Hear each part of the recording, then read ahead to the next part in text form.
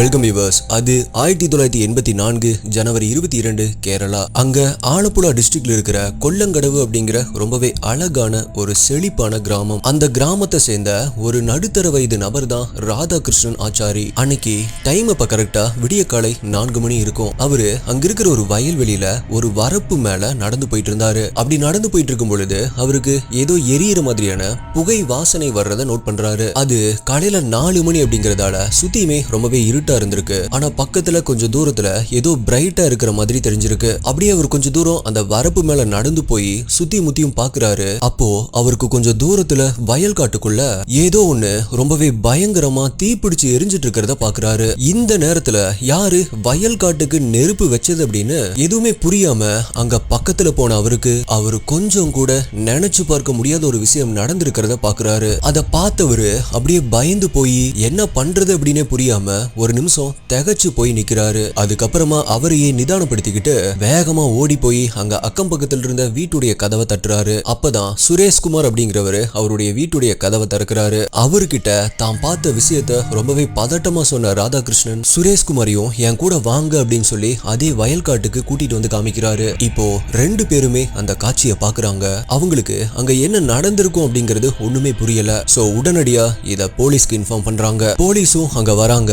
ஆனா அங்க வந்திருந்த போலீஸ்க்கு அப்ப தெரியாது அவங்க பார்த்துட்டு இருக்கிற அந்த காட்சி தான், அந்த கிரைம் சீன் தான் கேரளாவுடைய கிரைம் கேசஸ் ஹிஸ்டரியிலேயே, ஏன் இந்தியாவுடைய கிரைம் கேசஸ் ஹிஸ்டரியிலேயே போலீஸ பைத்தியமாக்கி அலைய வைக்க போற ஒரு கேஸ் அப்படிங்கிறது. அடுத்ததா நான் இந்த கேஸ்ல சொல்ல போறது எல்லாமே அப்போ கேரளா போலீஸ ரொம்பவே ஆச்சரியப்பட வச்சது. இந்த கேஸ் கேரளா மட்டும் இல்ல, ஒட்டுமொத்த இந்தியாவையே பிரமிக்க வச்ச ஒரு கேஸ். 1984 இந்தியால அதுவும் கேரளால இப்படி நடக்குமா அப்படிங்கிற மாதிரி யாருமே நினைச்சு பார்க்க முடியாத ஒரு வித்தியாசமான கேஸ். இப்ப வரைக்குமே கேரளா போலீஸ் இந்த கேஸை விசாரிச்ச இன்வெஸ்டிகேஷன் டீம் அப்படின்னு இந்த கேஸ்ல வேலை செஞ்ச பல பேர் ரிட்டையர்மெண்ட் வாங்கியிருப்பாங்க. ஆனா இந்த கேஸ் தான் அவங்களுடைய சர்வீஸ்லயே அவங்க பார்த்த ரொம்பவே வித்தியாசமான சவாலா இருந்த ஒரு இன்ட்ரெஸ்டிங்கான கேஸ் அப்படின்னு சொல்லியிருக்காங்க. குறிப்பா இந்த கேஸை ஹேண்டில் பண்ண டிஎஸ்பி ஹரிதாஸ் அவர்கள் அவருடைய சர்வீஸ்ல பல மர்டர் கேசஸ வெற்றிகரமா டீல் பண்ணிருக்காரு. ஆனா அவரு இப்ப வரைக்குமே இந்த கேஸை பத்தி யோசிச்சுட்டு இருக்காரு. அப்படி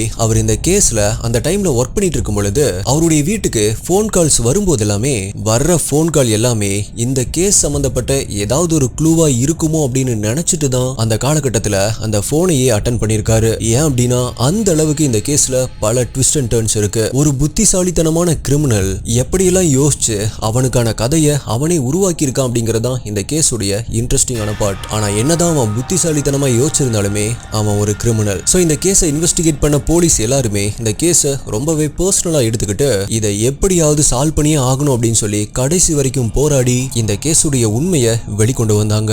இப்ப கூட இந்த மாதிரியான கிரைம் இன்வெஸ்டிகேஷன்ல ஆர்வம் இருக்கிற பல பேருக்கு இந்த கேஸ் ஒரு பெரிய இன்ஸ்பிரேஷனா இருக்கும். பல இன்வெஸ்டிகேட்டர்ஸ் இந்த கேஸை சால்வ் பண்றதுக்கு அவங்களுடைய சொந்த காசை செலவு பண்ணி பல ஊர்களுக்கெல்லாம் போய் ட்ரை பண்ணிருக்காங்க. உலகத்துல நடக்கிற பல மர்மமான யாராலையுமே நினைச்சு கூட பார்க்க முடியாத உண்மையா நடந்திருக்கிற சில வினோதமான கேசஸ், சில வினோதமான கிரைம் சீன்ஸ், இதெல்லாமே சில டைரக்டர்ஸ்க்கு அவங்களுடைய படங்களை உருவாக்க ஒரு இன்ஸ்பிரேஷனா இருக்கும். அதே மாதிரி தான் இந்த கேஸை பத்தி மட்டும் கிட்டத்தட்ட 3 படங்களுக்கு மேல வெளிவந்திருக்கு. அந்த அளவுக்கு ரொம்பவே பிரபலமான ஒரு கேஸை பத்தி தான் இன்னைக்கு வீடியோல நம்ம டீகோட் பண்ண போறோம். நீங்க பார்த்துட்டு இருக்கிறது சரவணன் டீகோட்ஸ். நான் உங்கள் சரவணன். வாங்க இன்னைக்கு வீடியோக்குள்ள போலாம்.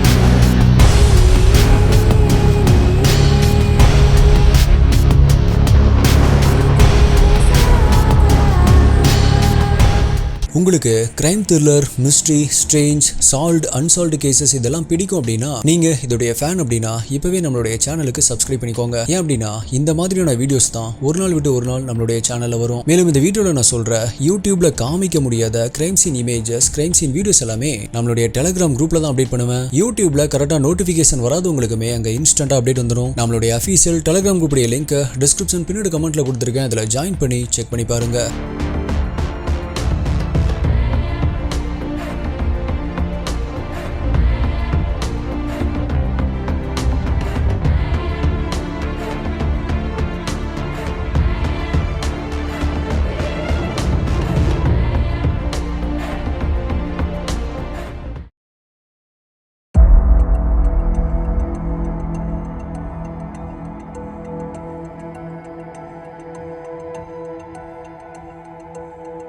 ராதாகிருஷ்ணன் ஆச்சாரி மற்றும் சுரேஷ்குமார் 2 பேருமே இப்ப அவங்க பார்த்த விஷயத்த போலீஸ் கிட்ட இன்ஃபார்ம் பண்ணலாம் அப்படின்னு முடிவு பண்றாங்க. ஆனா அது 1984. அந்த காலகட்டத்துல எல்லாரது வீட்லயுமே டெலிபோன் இருக்காது. இப்ப நம்ம யூஸ் பண்ற மொபைல் போனும் அந்த டைம்ல கிடையாது. அதனால யாராவது நேர்ல போய் தான் போலீஸ் ஸ்டேஷன்ல இன்ஃபார்ம் பண்ணணும். அதனால இப்ப சுரேஷ்குமார் கிட்ட ஒரு ஆட்டோ ரிக்ஷா இருந்துச்சு. அந்த ஆட்டோ ரிக்ஷால ராதாகிருஷ்ணன் மற்றும் சுரேஷ்குமார் 2 பேருமே மாவேலிக்கரால் இருக்கிற போலீஸ் ஸ்டேஷனுக்கு போறாங்க.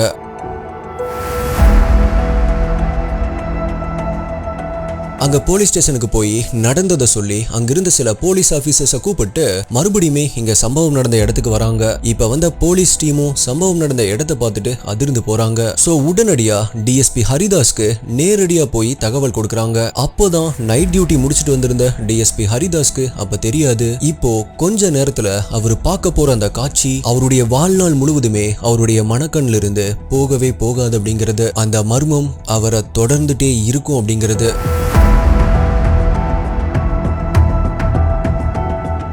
இது எதுவுமே தெரியாத ஹரிதாஸ் அந்த கொல்லங்கடவு கிராமத்தில் இருக்கிற அந்த வயக்காட்டுக்கு காலையில ஒரு 5 மணிக்கெல்லாம் அங்க போயிடுறாரு. அப்படி அவர் அங்க போய் பார்க்கும் பொழுது ஏற்கனவே அங்க சில போலீஸ் சுத்தி நின்னுட்டு இருக்காங்க. டிஎஸ்பி ஹரிதாஸ் அங்க போய் பார்த்தது அந்த இருட்டுல அந்த வயல்காட்டுக்கு நடுவுல ஒரு கருப்பு கலர் அம்பாசிடர் கார் பயங்கரமா தீ பிடிச்சு எரிஞ்சிட்டு இருந்திருக்கு. அது மட்டும் இல்ல, அந்த காருக்கு பக்கத்துல போய் பார்க்கும்போதுதான் காருக்குள்ள டிரைவர் சீட்ல ஒரு மனித உருவம் இருக்கிறத பாக்குறாரு. அதுவும் முகம் கூட தெரியாத அளவுக்கு, யாரு அப்படின்னு கண்டுபிடிக்க முடியாத அளவுக்கு கொடூரமா எரிஞ்சு போயிருக்கிற ஒரு மனித உடல் டிரைவர் சீட்ல இருக்கிறத பாக்குறாரு. ஒரு நடு வயல்காட்டுக்குள்ள ஒரு அம்பாசிடர் கார் தீ பிடிச்சு எரிஞ்சிட்டு இருக்கு. சோ இத அங்க பார்த்த யாருக்குமே அப்போ இது எப்படி நடந்திருக்கும் அப்படின்னு புரியவே இல்லை.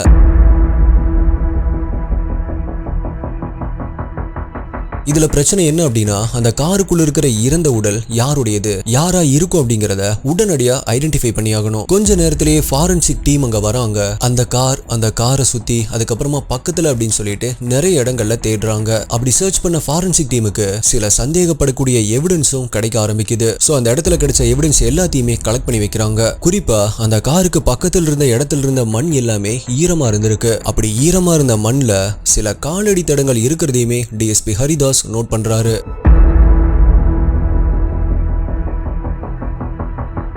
அந்த காலடி தடங்கள் அந்த காருக்கு ரொம்பவே பக்கத்துல அந்த காரை சுத்தி தான் இருந்திருக்கு. சோ நிச்சயமா இது ரொம்ப நாட்களுக்கு முன்னாடி ஏற்பட்ட மாதிரி இருக்க வாய்ப்பில்லை. இப்போ இந்த நைட் இந்த இரவுல தான் இங்க யாரோ நடந்து போயிருக்கணும் அப்படிங்கிற மாதிரி அவருக்கு தோணுது. மேலும் அந்த காரை சுத்தி சந்தேகப்படும்படியான சில பொருட்கள் இருக்கிறத பாக்குறாங்க. அப்படி அந்த காரை சுத்தி என்னென்ன எவிடன்ஸ் கிடைச்சது அப்படின்னா, ஒரு பாதி எரிஞ்ச நிலையில ஒரு ஹேண்ட் கிளவுஸ் காருக்கு கொஞ்சம் பக்கத்திலே கிடந்திருக்கு. அந்த ஹேண்ட் கிளவுஸ்க்குள்ள சில முடிகளையும் கண்டுபிடிக்கிறாங்க. அதுக்கப்புறமா காருக்கு கொஞ்சம் தூரத்துல ஒரு பெரிய பாட்டில் கடந்திருக்கு. அதுக்கு பக்கத்திலேயே ஒரு தீப்பெட்டி கடந்திருக்கு. மேலும் பக்கத்துல 2 செருப்பும் கடந்திருக்கு.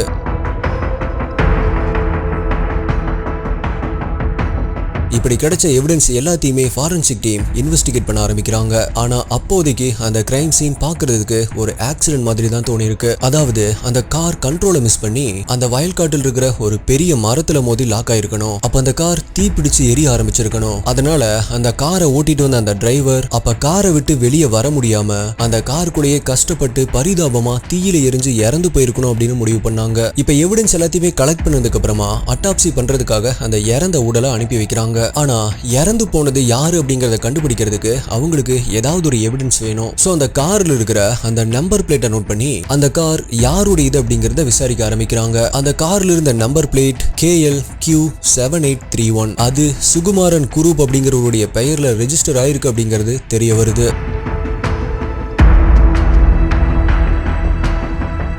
அவரை பத்தி விசாரிச்சு பார்க்கும் பொழுது அவரு சமீபத்துல கொஞ்ச நாட்களுக்கு முன்னாடி தான் சவுதி அரேபியால இருந்து கேரளாக்கு வந்திருக்காரு அப்படிங்கிறது தெரிய வருது. அது மட்டும் இல்ல, சில நாட்களுக்கு முன்னாடி தான் இந்த காரை செகண்ட் ஹேண்ட்ல வாங்கியிருக்காரு அப்படிங்கிறதும் தெரிய வருது. சோ உடனடியா டிஎஸ்பி ஹரிதாஸ் குரூப்புடைய ஃபேமிலிக்கு இதை இன்ஃபார்ம் பண்றாங்க. அப்பதான் குரூப்புடைய ஃபேமிலியில இருந்து பாஸ்கரன் பிள்ளை அப்படிங்கிறவரு, அதாவது குரூப்புடைய ஒய்ஃபுடைய அண்ணன் அங்க கிரைம் சீனுக்கு வராரு. அப்படி வந்து அந்த கிரைம் சீனை பார்த்துட்டு அந்த கார் குரூப்புடைய கார் தான் அப்படின்னு சொல்லி அழுதுட்டே டிஎஸ்பி ஹரிதாஸ் கிட்ட சொல்லியிருக்காரு. மேலும் இறந்து போனது சுகுமாரன் குரூப் தான் அப்படிங்கறதையுமே கன்ஃபார்ம் பண்ணியிருக்காரு.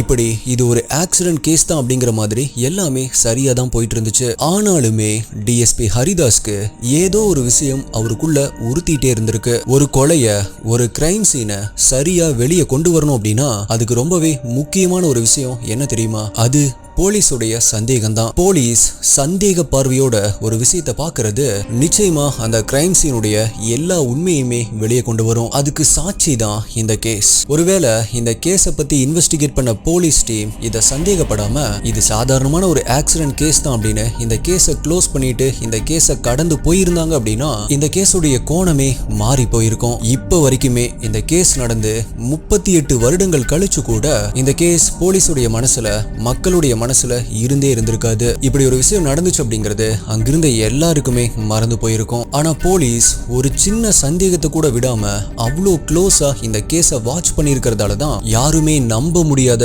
ஒரு மிகப்பெரிய விஷயம் வெளியே வந்துச்சு.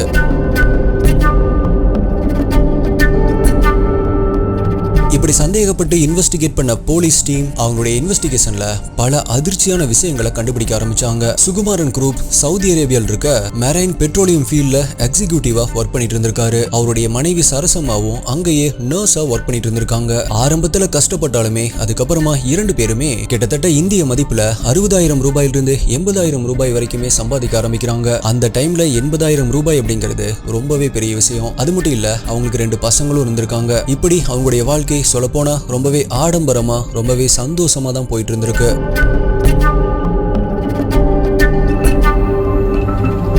அந்த டைம்ல தான் சுகுமாரன் குரூப் அவருடைய பேர்ல 8 லட்சம் ரூபாய் மதிப்பு இருக்கிற ஒரு லைஃப் இன்சூரன்ஸை போட்டு வைக்கிறாரு. மேலும் அவருடைய சொந்த ஊரான கேரளால இருக்கிற செரியநாடுல அவருக்காக ஒரு வீட்டையுமே கட்ட ஆரம்பிச்சாரு. அந்த வீட்டுடைய வேலையுமே கிட்டத்தட்ட பாதி கம்ப்ளீட் ஆயிருந்துச்சு. வழக்கமா சுகுமாரன் குரூப் அடிக்கடி அவருடைய ஃபேமிலியோட இங்க ஊருக்கு வந்துட்டு போவாரு. அதே மாதிரி தான் அந்த முறையும் ஜனவரி 6, 1984 அன்னைக்கு அவருடைய சொந்த ஊருக்கு, அவருடைய ஊர்ல கட்டிட்டு இருக்கிற அவருடைய புது வீட்டை பாக்குறதுக்காக சவுதி அரேபியால இருந்து ஃபேமிலியோட வந்திருக்காரு. சுகுமாரன் குரூப்புக்கு இங்க ஊர்ல ஏற்கனவே நிறைய ஃப்ரெண்ட்ஸ் இருந்திருக்காங்க.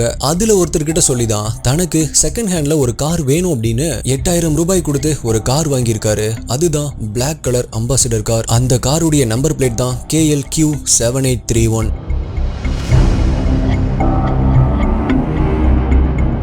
குரூப்புக்கு அவருடைய வீட்டை கட்டி முடிக்கிறது தான் அப்ப ரொம்பவே இம்பார்ட்டண்டா இருந்துச்சு. நான் முதல்ல சொன்ன மாதிரியே அவருக்கு அவருடைய ஊர்ல நிறையவே ஃப்ரெண்ட்ஸ் இருந்ததால அவருடைய புது அம்பாசிடர் கார்ல அவருடைய ஃப்ரெண்ட்ஸோட அடிக்கடி அங்க ஏரியா முழுக்குமே சுத்த ஆரம்பிச்சிருக்காரு. பொதுவா அவர் இப்படி ஊருக்கு வரும்பொழுது எல்லாமே தன்னுடைய ஃப்ரெண்ட்ஸோட தான் அதிகமான நேரத்தை செலவு பண்ணியிருக்காரு. அவங்களுக்காக ஜாலியா ஆடம்பரமா செலவு பண்றது, அவங்கள வெளியே கூட்டிட்டு போறது அப்படின்னு அவங்க கூட சந்தோஷமா இருக்கிறது தான் குரூப்புக்கு ஒரு பழக்கமா இருந்திருக்கு. அவரு சவுதி அரேபியால இருந்து வாங்கிட்டு வர காஸ்ட்லியான ஆல்கஹால் எல்லாத்தையுமே அவருடைய ஃப்ரெண்ட்ஸுக்கு கொடுத்து பார்ட்டி வைப்பாரு. ஸோ அவருடைய ஃப்ரெண்ட்ஸுக்குமே குரூப் கிட்ட அதிகமான பணம் புழங்கிட்டு இருக்கு அப்படிங்கிறது ரொம்ப நல்லாவே தெரியும்.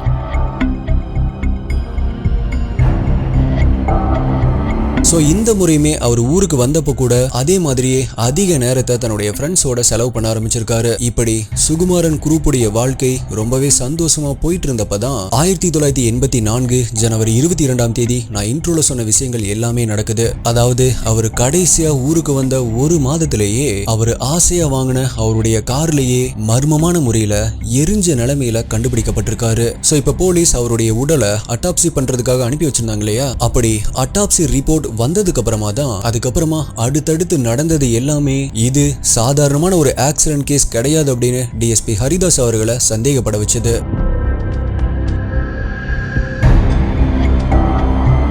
இப்ப டிஎஸ்பி ஹரிதாஸ் என்ன பண்றாரு அப்படின்னா, குரூப் இறந்த மறுநாள் 2 போலீஸ மஃப்டில குரூப்புடைய வீட்டை செக் பண்றதுக்காக அனுப்பி வச்சிருக்காரு. அப்படி மஃப்டில குரூப்புடைய வீட்டுக்கு போன போலீஸ் குரூப்புடைய வீட்டுல இருக்கிறவங்க ரொம்பவே வினோதமா நடந்துக்கிறத நோட் பண்ண ஆரம்பிக்கிறாங்க. சுகுமாரன் குரூப் வீட்டுல இருந்த யாருமே, வீட்டுல இருந்த ஒரு நபர், அதுவுமே ரொம்பவே முக்கியமான ஒரு நபர் இறந்து போயிட்டாரு அப்படிங்கிற கொஞ்சம் கூட துக்கமே இல்லாம இருந்திருக்காங்க. குறிப்பா குரூப்புடைய மனைவி வீட்டுல நான்வெஜ் சமைச்சிட்டு இருந்திருக்காங்க. ஒரு ஹிந்து ஃபேமிலி, ஹிந்து முறைப்படி அவங்க வீட்டுல ஒருத்தங்க இறந்துட்டாங்க அப்படின்னா உடனடியா அடுத்த நாளே எல்லாம் நான்வெஜ் எடுத்து சமைச்சு சாப்பிட்டு இருக்க மாட்டாங்க. சோ குரூப்புடைய வீட்டுல யாருமே குரூப்புடைய துக்கத்தை அனுசரிக்கல அப்படிங்கிறது டிஎஸ்பி ஹரிதாஸ்க்கு இன்னுமே பெரிய சந்தேகத்தை ஏற்படுத்துச்சு.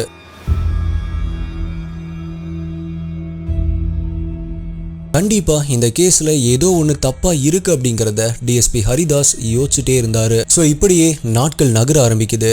அப்பதான் அட்டாப்சி ரிப்போர்ட்டும் வருது. சுகுமாரன் குரூப்புடைய உடலை அட்டாப்சி பண்ண டாக்டர் உமா தத்தன் அந்த இறந்த உடல்ல சந்தேகப்படும்படியான சில விஷயங்களை நோட் பண்றாரு. குரூப் போட்டிருந்த ட்ரெஸ், அதாவது அவருடைய ஷர்ட் கொஞ்சம் கொஞ்சம் எரிஞ்சு அவருடைய சதையில ஒட்டிட்டு இருந்திருக்கு. அது மட்டும் இல்ல, அவர் போட்டிருந்த அண்டர்வியர்ல ஒரு சின்ன பார்ட் மட்டும் கருகி போகாம இருந்திருக்கு. முக்கியமா குரூப்புடைய கழுத்து எலும்பு முறிக்கப்பட்டிருக்கு. இதுதான் டாக்டர் உமா தத்தனுக்கு சந்தேகத்தை வரவழைச்சிருக்கு. இது சாதாரணமான ஒரு ஆக்சிடென்ட் கேஸா இருந்தா கழுத்தெலும்பெல்லாம் உடைஞ்சு போகிறதுக்கு பெருசா வாய்ப்பு இல்ல. சோ இது ஒரு ஆக்சிடென்ட் கேஸ் மாதிரி இல்ல அப்படின்னு சொல்றாரு.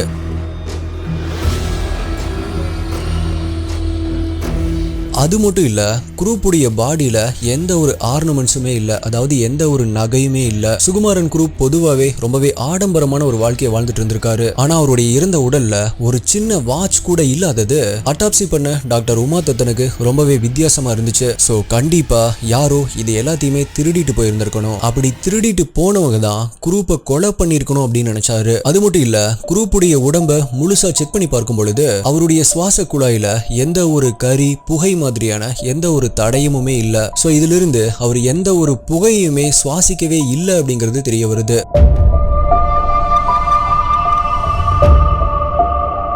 பொதுவா நெருப்புல மாட்டிக்கிட்டு உடல் எரிஞ்சு இறந்து போறவங்களுக்கு நிச்சயமா அந்த நெருப்பையும் புகையையும் சுவாசிச்சிருப்பாங்க. அப்படி சுவாசிக்கும் பொழுது அவங்களுடைய நுரையீரலையும் அவங்களுடைய மூச்சு குழாயிலையும் கண்டிப்பா அதுக்கான தடயம் இருக்கும். இங்க குரூப்புக்கு அந்த மாதிரி எதுவுமே இல்லாததை வச்சு பார்க்கும் பொழுது குரூப் இறந்து போனதுக்கு அப்புறமா தான் அவர் எரிக்கப்பட்டிருக்காரு அப்படிங்கறத டாக்டர் உமா தத்தன் ரொம்பவே உறுதியா சொன்னாரு. அதாவது குரூப்பை யாரோ ஏற்கனவே கொன்னு அதை மறைக்கிறதுக்காக தான், அந்த கொலையிலிருந்து தப்பிக்கிறதுக்காக தான், போலீஸ் கிட்ட இருந்து தப்பிக்கிறதுக்காக தான் கார்ல வச்சு எரிச்சிருக்காங்க அப்படின்னு சொன்னாரு.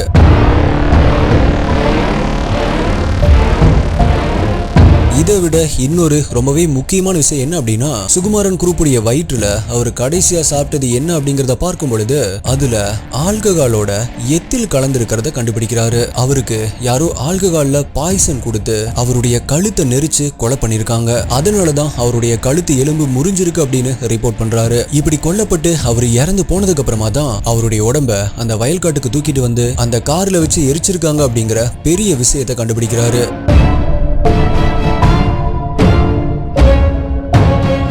இந்த விஷயம் தெரிஞ்ச உடனே டாக்டர் உமா தத்தன் மட்டும் இல்ல, டிஎஸ்பி ஹரிதாஸ், கேரளா போலீஸ் அப்படின்னு எல்லாருமே அதிர்ச்சி அடைஞ்சாங்க. சாதாரணமான ஆக்சிடென்ட் கேஸ் அப்படின்னு தானே உள்ள வந்தோம், இது என்ன மர்டர் கேஸா இருக்கு? இப்படி திட்டம் போட்டு சுகுமாரன் குரூப்பை யாரு கொலை பண்ணிருப்பாங்க அப்படிங்கறத நினைச்சு கேரளா போலீஸ் ரொம்பவே குழம்பி போறாங்க. ஆனா அப்போ அவங்களுக்கு தெரியாது, இவங்களுக்கு இது வரைக்குமே தெரிஞ்சதெல்லாமே வெறும் சாம்பிள் மட்டும்தான். மெயின் பிக்சர் அவங்க இன்னும் பார்க்கல அப்படிங்கிறது, அவங்க டீல் பண்ணிட்டு இருக்கிறது அதை விட ரொம்பவே பெரிய விஷயம் அப்படிங்கிறது. பிகாஸ் அவங்களுக்கான அடுத்தடுத்த அதிர்ச்சி பின்னாடியே வந்துட்டு இருந்துச்சு.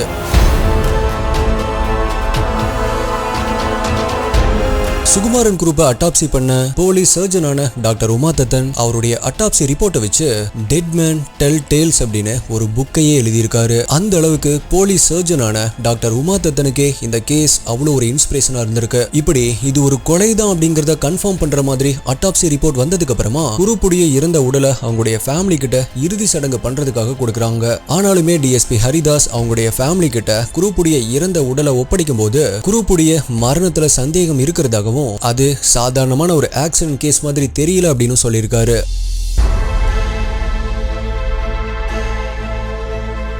சோ இந்த கேஸை இன்னுமே விசாரிக்கணும், அதனால இவருடைய இறந்த உடலை எந்த காரணத்தை கொண்டும் எரிக்க கூடாது, புதைச்சுதான் வைக்கணும் அப்படின்னு சொல்லி கண்டிஷன் சொல்லி தான் ஒப்படைக்கிறாரு. இப்ப குரூப்புடைய ஃபேமிலிக்கு வேற வழியே இல்ல, குரூப்புடைய இறந்த உடலை அவங்களுடைய வீட்டுக்கு பின்னாடி இருக்கிற தோட்டத்துல புதைச்சு வைக்கிறாங்க. ஆனாலுமே டிஎஸ்பி ஹரிதாஸ்க்கு குரூப்புடைய ஃபேமிலி மேல் இருக்கிற சந்தேகம் தீரவே இல்ல. மறுபடியுமே அவங்கள தொடர்ந்து கண்காணிக்கிறதுக்காக மஃப்டியில போலீஸ் அனுப்பி வைக்கிறாரு.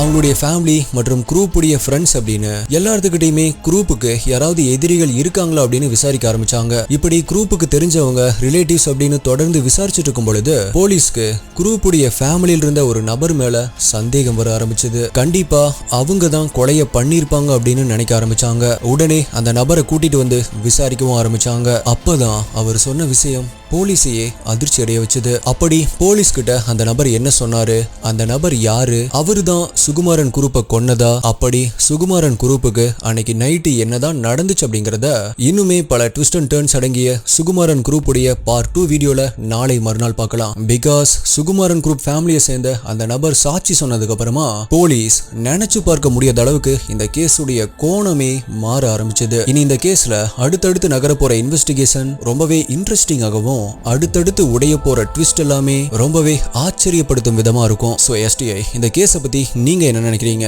இந்த கேஸை பத்தி ஆல்ரெடி உங்களுக்கு தெரிஞ்சிருந்துச்சு அப்படின்னா கமெண்ட்ல தயவு செஞ்சு ரிவீல் பண்ணாதீங்க. இந்த கேஸை பத்தி தெரியாதவங்களும் கூகுள்ல போய் சர்ச் பண்ணி பார்க்காதீங்க. பொறுமையா கொஞ்சம் வெயிட் பண்ணுங்க. இந்த கேஸை பத்தி தெரியாதவங்களுக்கு சுகுமாரன் குரூப்புக்கு அன்னைக்கு நைட்டு என்ன நடந்திருக்கும் அப்படின்னு உங்களுக்கு தோணுது? சுகுமாரன் குரூப்பை யாரு கொலை பண்ணிருப்பாங்க அப்படிங்கிறதுக்கான க்ளூவை நான் இதே பார்ட் 1 வீடியோலயே சொல்லியிருக்கேன். உங்களால அதை கண்டுபிடிக்க முடிஞ்சது அப்படின்னா கீழே கமெண்ட்ஸ்ல சொல்லுங்க. கூகுள் பண்ணாம கஸ் பண்ணுங்க. ஆல்ரெடி இந்த கேஸை பத்தி உங்களுக்கு தெரிஞ்சிருந்துச்சு அப்படின்னா இந்த வீடியோ எப்படி இருந்துச்சு அப்படிங்கறத கீழே கமெண்ட் பண்ணுங்க. உங்களுடைய பெஸ்டான கமெண்ட் அடுத்த வீடியோல வரும். மேலும் நீங்க ஒரு crime thriller, mystery, solved, unsolved cases உடைய ஃபேனா இருந்தீங்க அப்படின்னா இதே மாதிரியான வீடியோக்களை தொடர்ந்து பார்க்கிறதுக்காக நம்மளுடைய சேனலை சப்ஸ்கிரைப் பண்ணி வச்சுக்கோங்க. வீடியோ பிடிச்சிருந்துச்சு அப்படின்னா வீடியோக்கு மறக்காம ஒரு லைக் கொடுத்து உங்களுடைய ஃப்ரெண்ட்ஸ் அண்ட் ஃபேமிலி கூட ஷேர் பண்ணுங்க. ரொம்பவே இன்ட்ரெஸ்டிங்கான பார்ட் 2 வீடியோல உங்களை மீட் பண்றேன். நன்றி, பாய்.